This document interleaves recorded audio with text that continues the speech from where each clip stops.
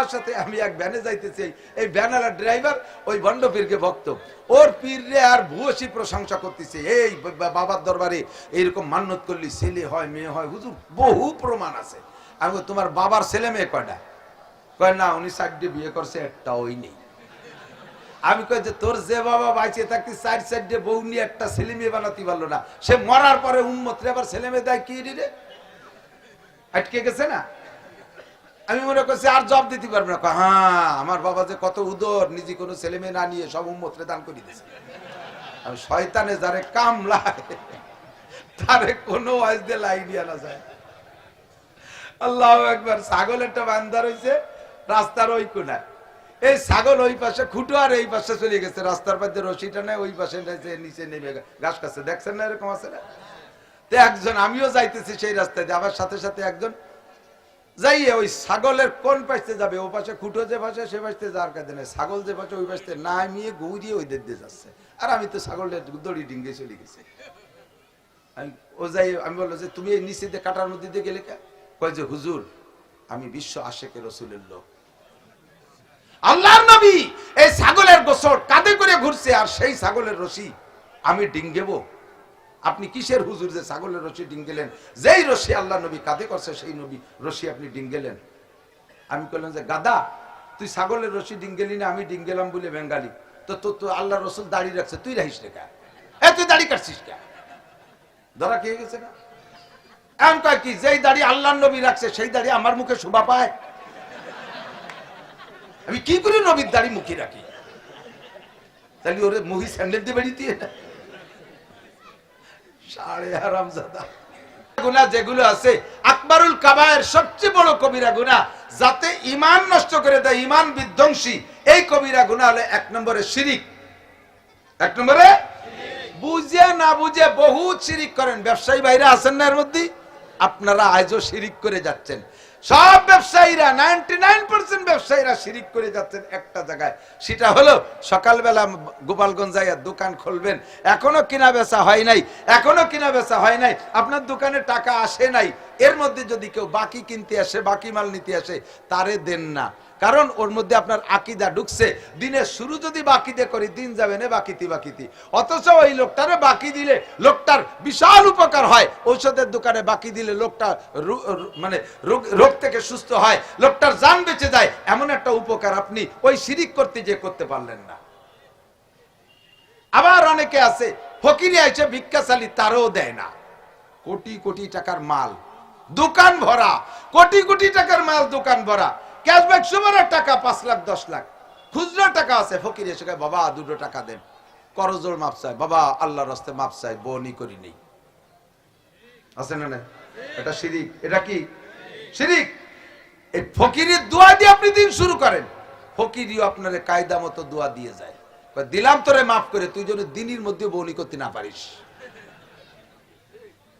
আমিও তো তোর কাছে বনি করতে আইছিলাম, তা আমি যদি বনি করতে না পারি, তো তুই না করলে আমার কি? ঘর ঝাড়ু দেই নাই, এখনো ভিক্ষা দেওয়া যাবে না। রাতের বেলা আইটে পানি বাইরে বেলালি লক্ষ্মী বেজার হয়, এখনো মুসলমান লক্ষ্মী পূজা করে, আছে না নাই? ঘর ঝাড়ু দেই নেই, রাতের বেলা লক্ষ্মী আইটে পানি বাইরে ফেলাইস না, রাতের বেলা ঘর ঝাড়ু দিয়ে বাইরে ফেলাইস না, লক্ষ্মী বেজার হয়। জুতো পরে মাথায় উঠিস না, লক্ষ্মী বেজার হয়। জুতো পরে মাথায় উঠিস না, লক্ষ্মী বেজার হয়। এই যত জায়গা কোন লক্ষ্মী বেজার হয়, অত জায়গা আপনি মুশরিক। নামাজ পড়েও মুশরিক, রোজা রেখেও মুশরিক। লক্ষ্মী কি মুসলমানদের না হিন্দুদের? জোর হলো না। লক্ষ্মী পূজা কারা করে? আপনি আজও ঘরের মধ্যে লক্ষ্মী পূজা করে যাইতেছেন, এই জন্য আপনি মুশরিক। আল্লাহ কা ইন্নাল্লাহা লা ইয়াগফিরু আন ইউশরাকা বিহি ওয়া ইয়াগফিরু মা দুনা যালিকা লিমান ইয়াশা। ও বান্দা, শিরকি গুনাহ করিস না, আর যত গুনাহ আছে আমি আল্লাহ তাআলা তোর যে কোনো ভালো কাজ দেইখা maaf করে দিতে পারি। আল্লাহ ওয়া মান ইউশরিক বিল্লাহ ফাকাদ হাবিতাত আমালুহু। 2 নম্বর আরো কিছু শিরক আছে, যেই শিরক গুলো করলে আমল বাতিল হয়ে যায়। ঈমান যদিও বাতিল না হয়, এই জাতীয় শিরকে ঈমান বাতিল হয় না, কিন্তু আমল বাতিল হয়ে যায়। আর আল্লাহর সাথে শিরিক আরেকটা আছে, কয় ছেলে দেয় মেয়ে দেয়, জোরে বলেন কে? আর পীর বাবাও দেয়। খাজা বাবা গোপালগঞ্জের থেকে গাড়ি ভরে ৮৮ মুসলমান যায়, সদস্যদের এলাকা, কাশিরুজের এলাকা, কোট মসজিদের উলামায়ে কিরাম এলাকা, ভবানীপুর মাদ্রাসার এলাকা, এই দেশে গোপালগঞ্জে 30টা দাওরায়ে হাদিস মাদ্রাসার এলাকার উলামায়ে কিরামদের ভিতরে থাইকা এই জনগণ যদি সেই শিরকি কারখানায় যায়, বন্ড পীরদের আড্ডায় যায়, ওই খানজেল যাইয়া কুমিরে মুরগি আর গরু দিয়ে ছাগল দিয়ে আসে। কুমিরের বাপের ক্ষমতা জন্মদিদি ওরা কবে রয়েছে, নিজের একটা সালমে বানাতে পারতেছে না। ও কুমিরের কোনো প্রয়োজন নাই, ওরা দুইজন রয়েছে সেই জায়গায়। ওরা কি ফ্যামিলি প্ল্যানিং খাইছে নাকি? ওকে ভাই না কা, যারা নিজেরা ছেলে মেয়ে বানাতে পারে তারা কি তোমার গোড়ার কসু দেবে? আমার সাথে আমি এক ভ্যানে যাইতেছি, এই ভ্যানালা ড্রাইভার ওই বন্ড পীরকে ভক্ত, ওর পীররে আর ভূয়সী প্রশংসা করতেছে, এই বাবার দরবারে এইরকম মান্যত করলি ছেলে হয় মেয়ে হয়, হুজুর বহু প্রমাণ আছে। আমি তোমার বাবার ছেলে মেয়ে কয়টা? কয় না উনি 4টে বিয়ে করছে, একটা ওই নেই। আমি কই যে তোর যে বাবা বাইচে থাকতে 4 বউ নিয়ে একটা ছেলে মেয়ে বানাতে পারলো না, সে মরার পরে উম্মতরে আবার ছেলে মেয়ে দেয় কি রে? আটকে গেছে না? আমি মনে করছি আর জব দিতে পারবো না। হ্যাঁ, আমার বাবা যে কত উদর, নিজে কোনো ছেলে মেয়ে না নিয়ে সব উম্মতরে দান করে দিয়েছে। আমি শয়তানে যারে কামলায় তারে কোনো ওয়াজ দিয়ে লাইনি আনা যায়।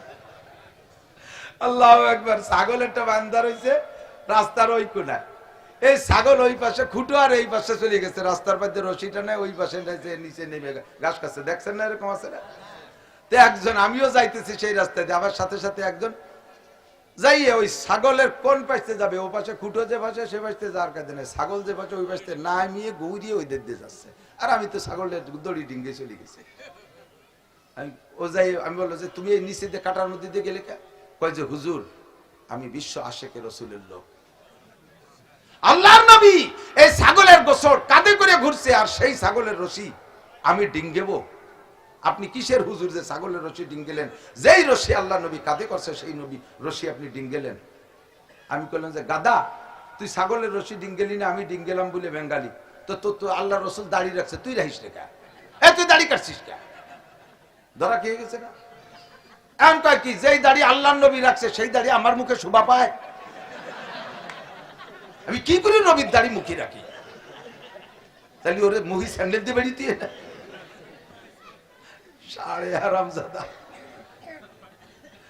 মহিলা আমারে জিজ্ঞেস করছে, হুজুর আপনি আপনার ওয়াজে শুনছি মহিলারা হাতে এবং পায়ে মেহেদি লাগাইতে পারে, পুরুষরা পারে না। কোন মসজিদের ইমাম সাহেব, এই আসাল ফতোয়া বাবুল ইমামতের মধ্যে দেখবেন, কোন মসজিদের ইমাম যদি হাতে পায়ে নখে মেহেদি লাগায় তাহলে ওই ইমামের পিছনে নামাজ পড়া মাকরুহে তাহরিমি। মসজিদের ইমাম সাহেব যদি চুল দাড়িতে কালো কলম লাগায় তার পিছনে নামাজ পড়া মাকরুহে তাহরিমি।